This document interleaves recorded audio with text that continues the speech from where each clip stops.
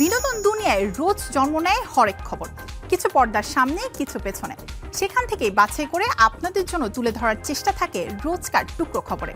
যেমন আজকের আয়োজনে থাকছে দীর্ঘ বিরতি ভেঙে অভিনয় ফেরা, কিংবা ঢাকার অদূরে রইদের গানে গলা মেলানোর গল্প। থাকছে অ্যাওয়ার্ড আসরে বাজিমাত, কিংবা টিভি চ্যানেল নিয়ে সিনেমা নির্মাণের মতো খবরও। এখন কি তুমি এ বিষয়ে কথা বলার জন্য ফোন করেছো? Sorry to disturb you.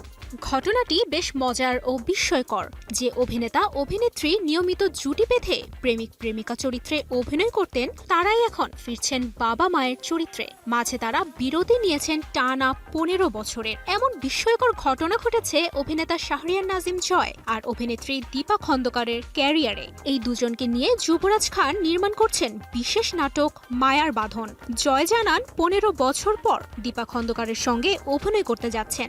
নাটকটিতে তারা 2 সন্তানের বাবা মায়ের চরিত্রে অভিনয় করছেন। শুটিং হবে 15 থেকে 17 মে পর্যন্ত। মেজবাউর রহমান সুমনের হাওয়ার সাফল্যের পেছনে অন্যতম অবদান রেখেছিল সিনেমাটির গান। সিনেমাটি মুক্তির আগে সাদা সাদা কালা কালা, 8টা বাজে দেরি করিস না এবং হাওয়া শিরোনামের গান নিয়ে বিভিন্ন বিশ্ববিদ্যালয়ে কনসার্ট করেছিল হাওয়া টিম। গানগুলো তখন ছড়িয়ে পড়েছিল মানুষের মুখে মুখে।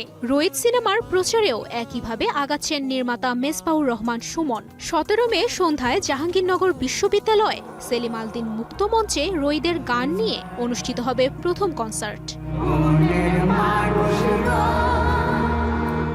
4 দশকেরও বেশি সময় ধরে বিশ্বজুড়ে পপ কালচারের পতাকা বহন করেছে মিউজিক টেলিভিশন বা এমটিভি।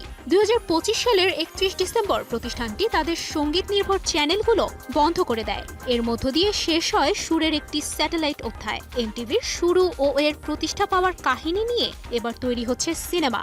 ডেডলাইন জানিয়েছে সিনেমাটির পরিচালনা করছেন জেরেমি জ্যাসপার, যিনি শর্টবাস, পেটিকেক্স এবং ওডেসার মতো ছোট বাজেটের সফল সিনেমা নির্মাণ করেছেন। বলা দরকার 1981 সালের 1 আগস্ট যুক্তরাষ্ট্র থেকে শুরু হয় এমটিভির সম্প্রচার। লন্ডনের রয়্যাল ফেস্টিভ্যাল হলে জমকালো আয়োজনে অনুষ্ঠিত হয়ে গেল বাফটা টিভি অ্যাওয়ার্ডস 2026।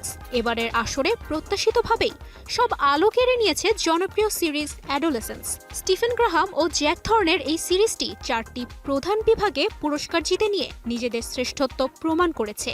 এর মধ্যে সেরা লিমিটেড সিরিজের পুরস্কার ছাড়াও সেরা অভিনেতা হিসেবে স্টিফেন গ্রাহাম, সেরা পার্শ্ব অভিনেতা হিসেবে ওয়েন কুপার এবং সেরা পার্শ্ব অভিনেত্রী হিসেবে ক্রিস্টিন ট্রেমারকো জিতে নিয়েছেন পুরস্কার।